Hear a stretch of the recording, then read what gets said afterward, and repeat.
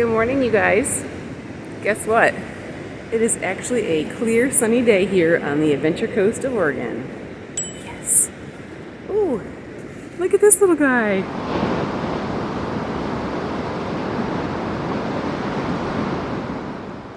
I just love the little critters.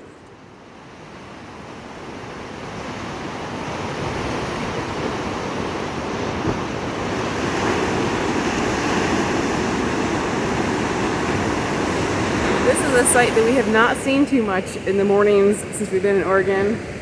The sun is actually hitting the waves. I love when it's cloudy and misty because it makes it all surreal, but it's also really nice to have sunshine every once in a while.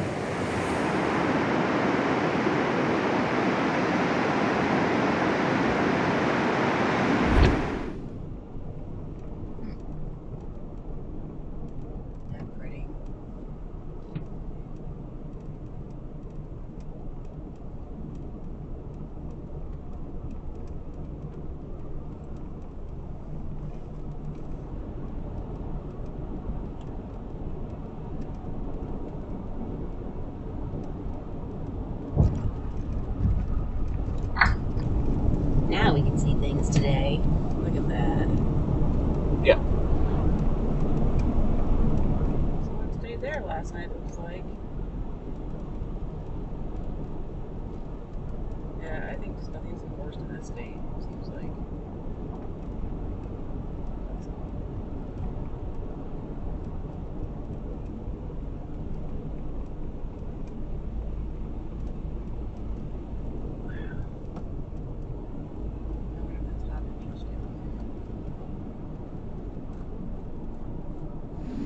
Audra, what do you say we stop and see some more sea lions and get a shot of the lighthouse?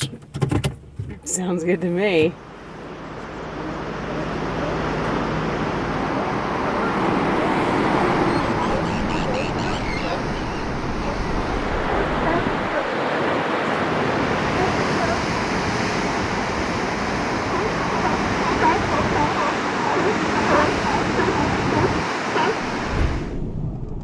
Look at the dunes. That is so cool.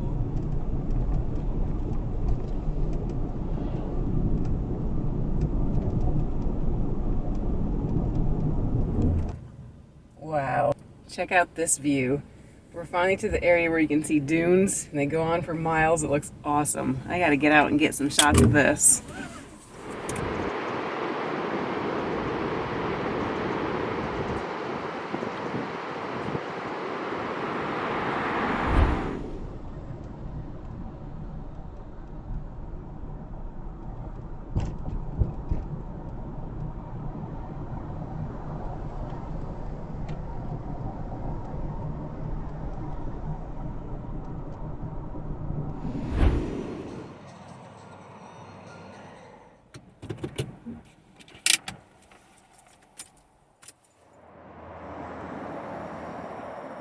Alright, well, we have made it almost back to Florence, and it's time for me to get my botanical geek on. We're at the Darlingtonia, something. Something. I think there's a bog here and some carnivorous plants, so that's fun.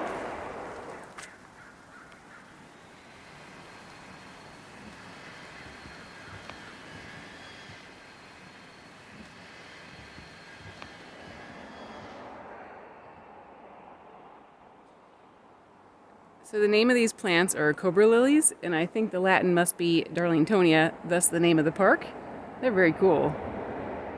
Darlingtonia californica, commonly known as the California pitcher plant or cobra lily, is a unique carnivorous plant native to cold, nutrient-poor wetlands of northern California and southwestern Oregon.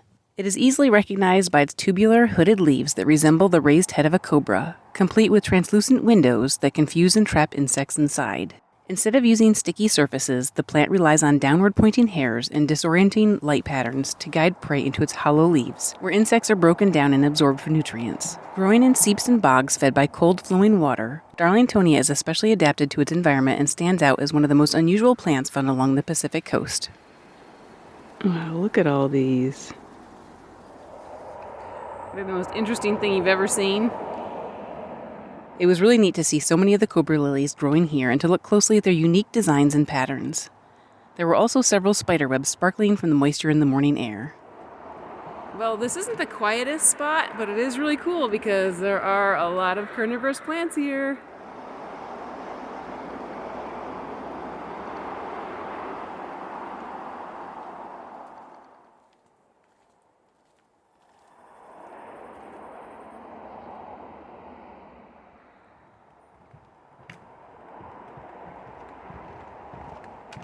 Well, that was nice. The hike is way shorter than I thought it was. It's really not a hike. It's a little stroll out to the boardwalk. Lucky for Steve. But very cool plants.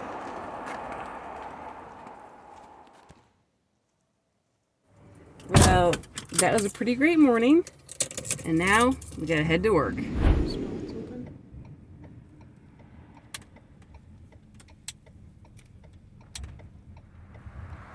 All right, so we just finished up at the library and we're about to leave town, but before we did so, we had to stop at the Exploding Whale Memorial Park. And if you're not familiar with the story, back in 1970, a sperm whale washed ashore and the town didn't know how to get rid of it. So in their infinite wisdom, they decided to place dynamite all around it. They blew the thing to smithereens, and whale guts and blubber flew all over the place, creating a lot of property damage. Became a whole thing. So naturally, you have to come to a spot where that happened. It had to be said, the Oregon State Highway Division not only had a whale of a problem on its hands, it had a stinking whale of a problem. What to do with one 45-foot, 8-ton whale dead on arrival on the beach near Florence.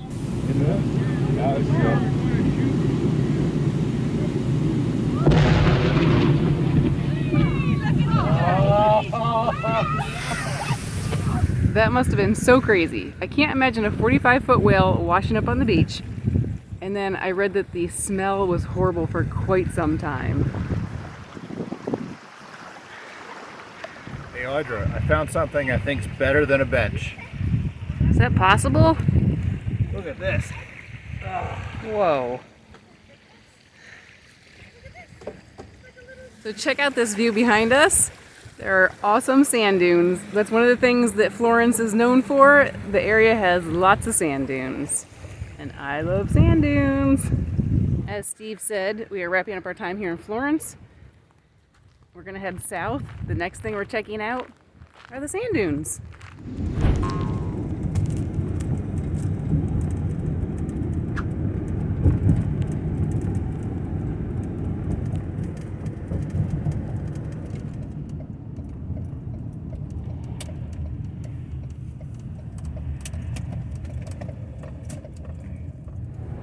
So our plan was to spend some time at Honeyman State Park, which is where all the dunes are, but we got there and everything closed at 7, which is kind of strange. Usually state parks close when it gets dark.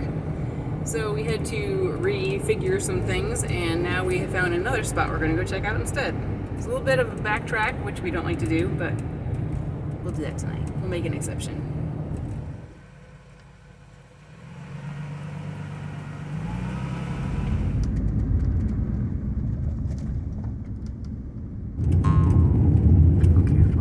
Guys.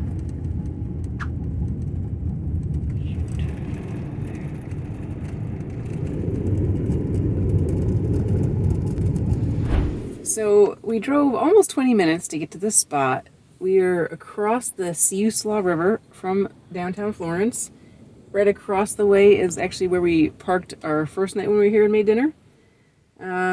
It's kind of wild because we just passed a sign that says no overnight parking or camping beyond this point.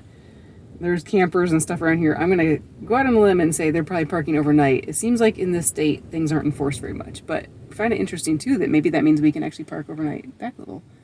So we'll see. But for now we're just going to make dinner. It is just a tad bit windy out here.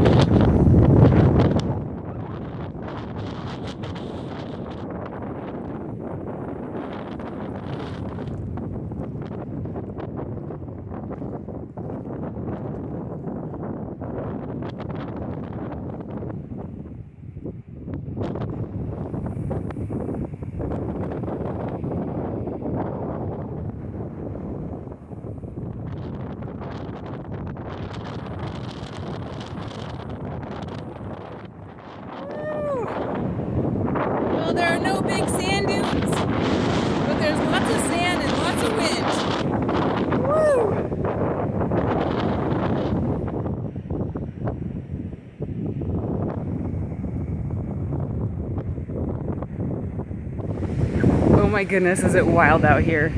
I just got some refuge because I'm right up against the jetty.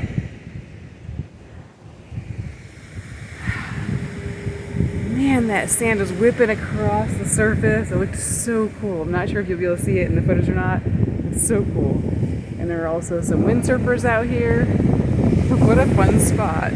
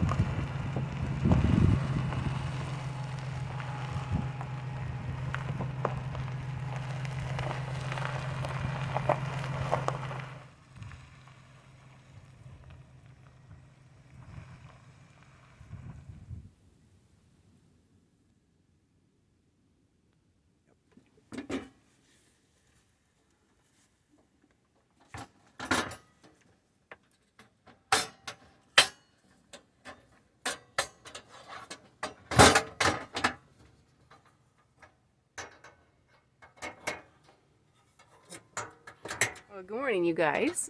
We stayed in this area at the South Jetty last night, and it was pretty quiet. Now we actually moved back to where we were parked last night. Beyond that, no overnight camping beyond this point sign. Steve's gonna cook up some breakfast. I'm gonna get a little work done, and we're just gonna enjoy this spot.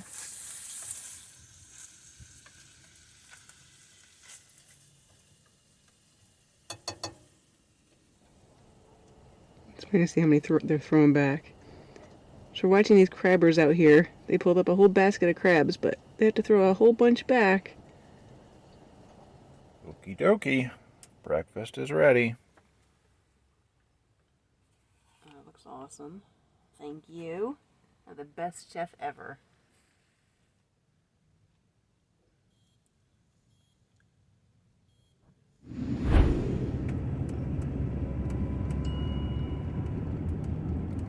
Well, I didn't get any sand dunes yesterday, so as we're driving out of here, I just saw one that I could run up. So I'm going to do that before we get our day officially started. So it's not the biggest dune. I think there's going to be much bigger dunes to come, but I still got to do it. Here I go.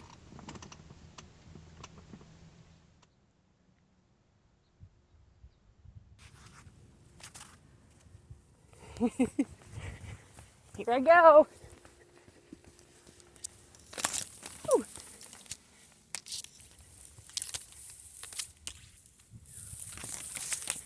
Ooh.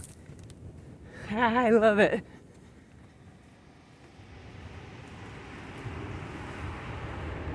Not a bad little quick workout to get the blood pumping in the morning, and then to get to see all this. Beautiful.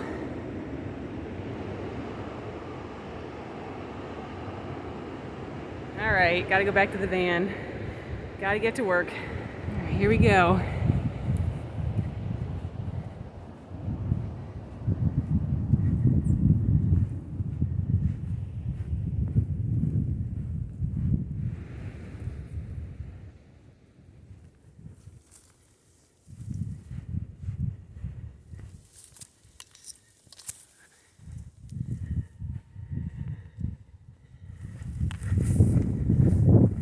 Right. I wasn't gone for very long, and look who's already taken up residence in my seat. What are you doing?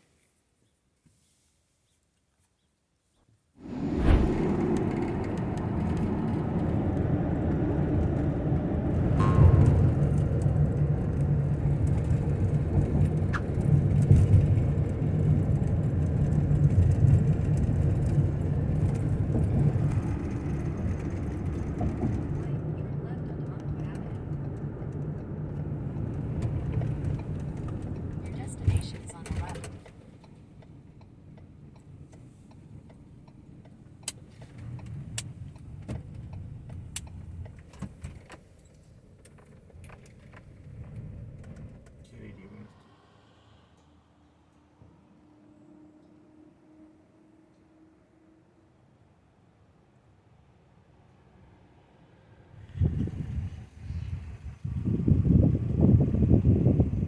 All right, so once again, we're in full sunlight, not a cloud in the sky, and we're bringing in no solar.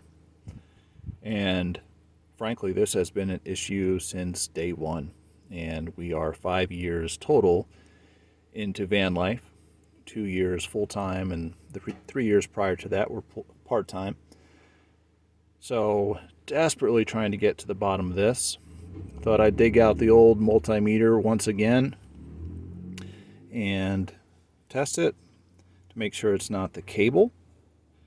So this is the cable coming in from the roof, and if you can see the multimeter, it's reading currently 77 volts coming in. So that tells me that it's not the cable, that the panels up on the roof and the cable are all working as they should.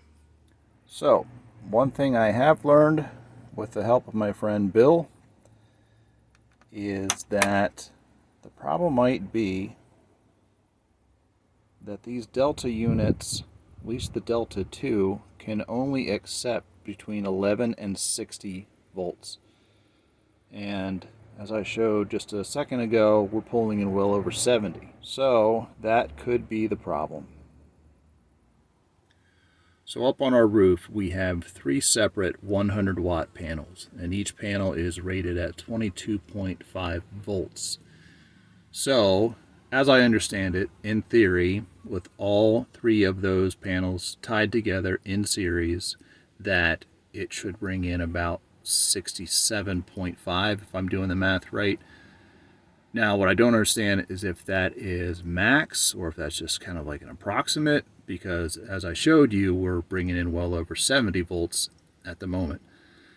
So I don't know if the simple solution is to crawl back up on the roof and simply cut out one of the 3 panels, so let's run 2 instead of the 3, which would keep us below the 60 volt max. If that is the answer, it's certainly doable, not the end of the world. But I gotta think more about that, and we'll see.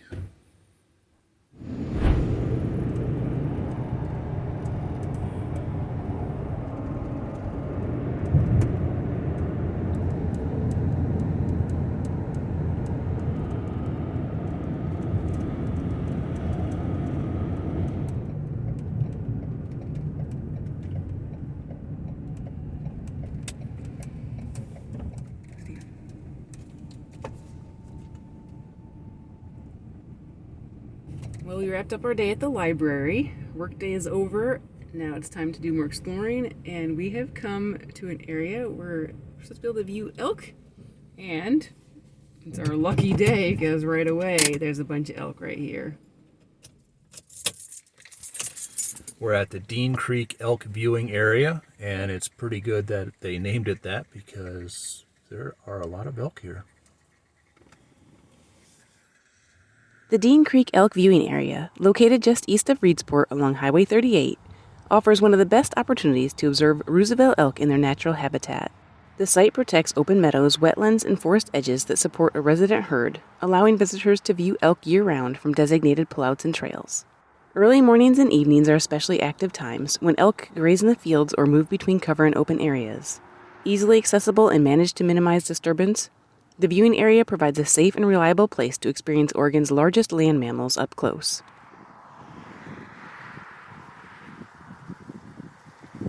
Nice.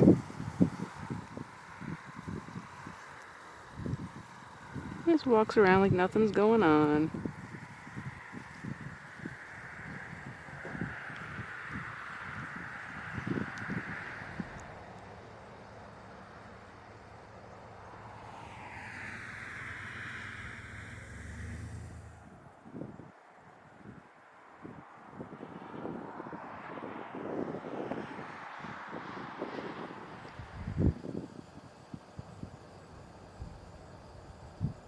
Look at him over on the island. Well, that was neat. We were able to get a pretty good look at these elk. A couple of them were headbutting each other just a little bit. Very different than our time in Colorado in the national park there when the elk were running. That was a little like scary, but this was a little bit laid back and nice.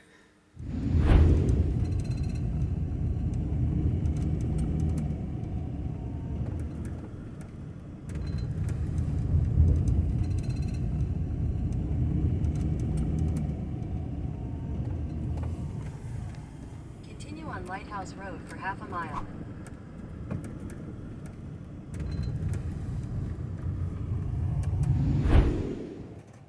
So earlier today, when we got to the library, I don't know if I mentioned that we were in Reedsport.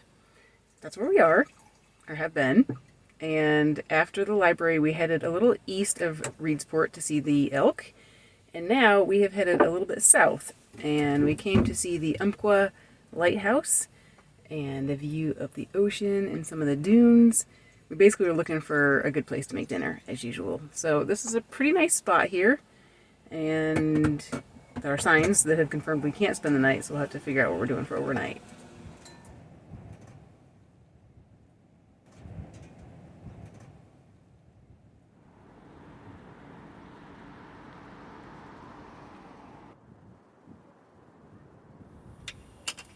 What's on the menu tonight, Steve? Oh, some gourmet pita pizzas with tomato, basil, garlic, And what kind of cheese? some smoked cheese from Tillamook. This is a perfect example of how wild Oregon's weather is, at least on the coast. We pulled in here and it was completely sunny. It looked like there was going to be a beautiful sunset. And then as we were sitting here, the clouds moved in. It got colder. You can't see much anymore. And you could actually see, like, visibly between the trees here and us, you could see the clouds moving through. So it's pretty wild and also kind of cool in more ways than one.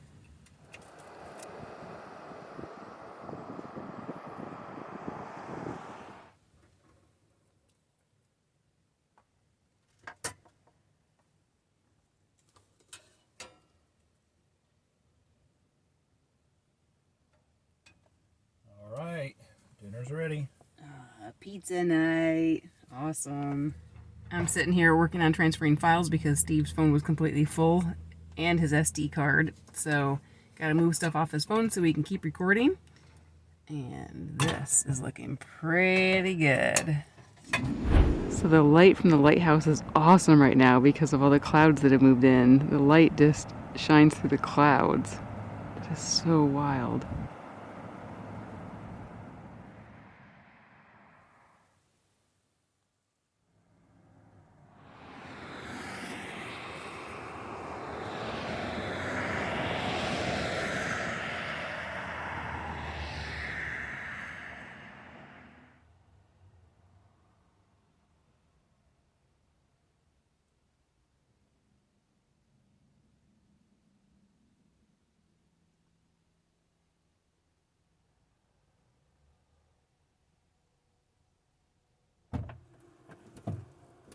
Did you earn your Boy Scout badge?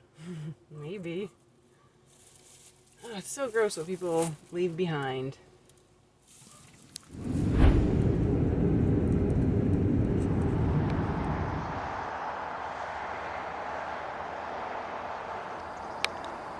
One of these things does not look like the others.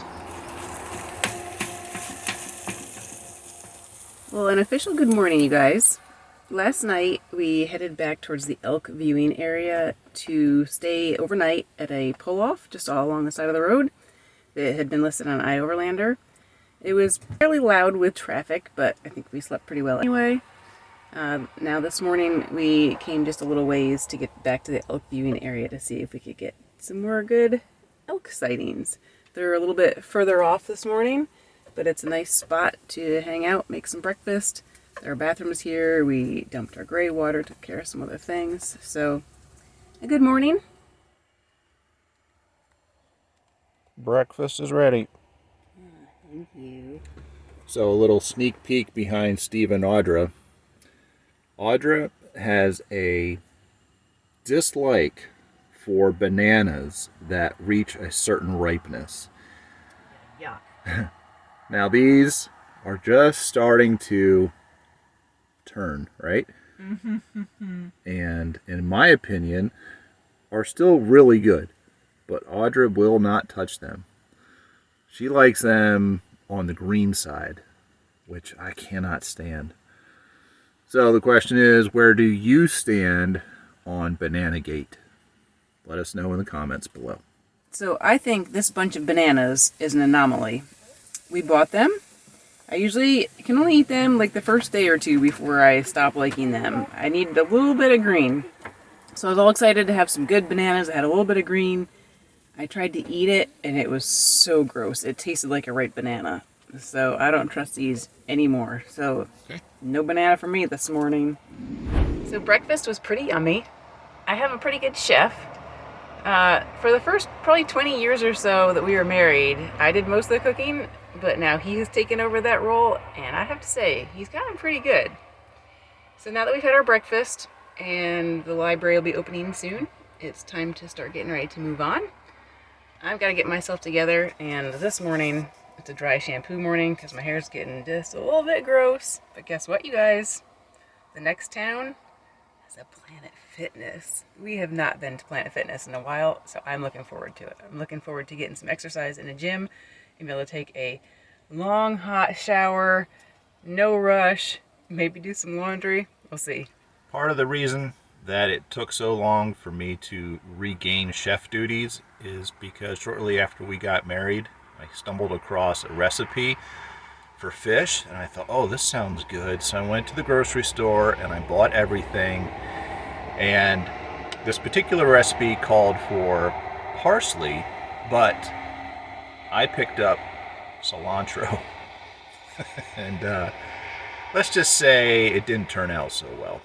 So it took me better part of a couple decades to regain some trust in the kitchen.